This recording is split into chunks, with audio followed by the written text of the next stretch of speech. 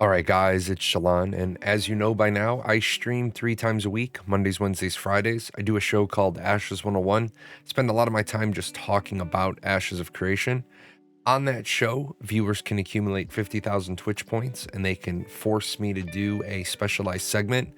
This one comes from one of my viewers. They want me to talk about scope creep and what is scope creep, what isn't scope creep. And for this video, I'm going to keep it in the realm of talking about Ashes of Creation. Now, as we know from the very beginning, Ashes of Creation has always been a very ambitious project. Just the node system alone was going to be something that no other game had really nailed down. I know New World took a stab at trying to make player-controlled areas. They didn't really get that right. Their node system didn't have anywhere the level of depth. They didn't have 6 stages. They didn't have 4 types. They didn't have 4 different election methods. So that node system right there is enough to really qualify as like the core key gameplay. And Intrepid has like 14 other major systems. Now, for those of you that are new to Ashes, if you don't know about the node system, ashes101.com is going to be your website. I also have a video link up there for the node system if you need to pause and get caught up. Now, Ashes' ambitious project, they've always said they're going to have a lot of systems. Some of them we know a lot about. I detailed a lot of things about the node system. But they also said things like they're going to have a crafting system. But then they don't share anything else. So then people hear that there might be a mini game involved in the crafting system and they start pointing and saying, well, that's scope creep. That's not really scope creep. What you have there is an undefined system. You have an undefined requirement. You have an undefined what it's going to look like when it's finally done, when it's finally delivered. I've heard some people say that the transfer to Unreal Engine 5 was scope creep. That's not scope creep. Doing a mid-development engine change is fixing tomorrow's problems today so that you don't have tomorrow's problems tomorrow. And the transition over to Unreal Engine 5 allows Intrepid Studios to leverage Nanite, which is going to save them tons of touch time, manually decreasing poly count. It's going to allow them to utilize Lumen, which is going to allow them to speed up the light baking so that they don't have to have several hours of downtime while the light maps bake. And then they see, nope, we have to make a small change, make the small change, and then bake it again. And then having multiple users able to work in the same place of the game at the same time, none of that is scope creep. That's smart business. That's utilizing new technologies. So no, absolutely, the Unreal Engine 5 changeover wasn't scope creep. I think the biggest part is people are confused where Intrepid's saying some of this stuff might not make it at launch. Some of this other stuff that wasn't intended at launch may make it in. Taking something out of the game and putting it into the parking lot. And the parking lot is just, project management speak for future ideas. But then pulling something else out of the parking lot and putting it into the game now, that's not scope creep. As long as the amount of time, effort, energy, and resources you're going to need to deliver the end product doesn't change, you can absolutely take things off of the wish list and put them in the game if you simultaneously take things out of the game and put them over on the wish list. If people need a more tangible example of this, scope creep and changing the scope are different. Changing the scope is building a new house and saying, instead of brown carpet, you now want beige carpet. Still using carpet, still going to be about the same cost, you're just changing the color. Scope creep would be saying, instead of carpet, I want hardwood floors. Because that's a totally different installation process. It's more expensive, it's more time consuming. You got to change what you already had mapped out. You have to add some new things in. So that's kind of your difference. Some people have brought up, what about all the combat reworks?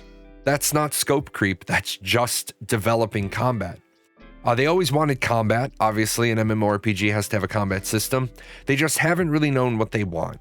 Do they want a tab and action hybrid? Do they want a tab and action camera hybrid? Do they want root forward animation? Do they want split body? And these are all the things that is just the development process. Now, one place I do know a lot of people like to call out scope creep was Ashes of Creation Apocalypse. That was 3.5 years ago. It was a battle royale mode designed for Intrepid Studios to try to figure out how they were going to do action. Big piece here, developing tab combat is really, really easy. There's textbooks on how to develop tab combat. There are pre-made tab combat modules that you can buy for both Unity and the Unreal Engine store that basically give you your entire tab combat in a box. Action combat's a whole lot more complicated. Was APOC a little bit of scope creep? Yes, it absolutely was. Not the side of the house that was all about the testing environment, the testing the server backend, the patcher, the baseline information about hit scan and projectile, the baseline information for what they wanted the hitboxes to look like. Did they want crouch? Did they want prone? And those decisions were talked about in the most recent AMA. Baseline testing of your graphics, the graphic boxes, there was an error with the chairs being aligned to the middle of the graphical box, not the floor. So as a testing product, APOC wasn't scope creep. When Intrepid tried to monetize APOC and turn it into a fully functional game, that was probably a little bit of scope creep. But what did they do when they realized it wasn't going to work? They immediately cut that back. They decided, we're not going to do Castle Siege mode for APOC. We're not going to do the Horde mode. We recognize this is scope creep. We recognize this is taking time, effort, energy, resources out of the development side of the house, and we're going to have to cut things over to the ops and sustainment. So yeah, absolutely. So what would be an example of scope creep? Maybe the map.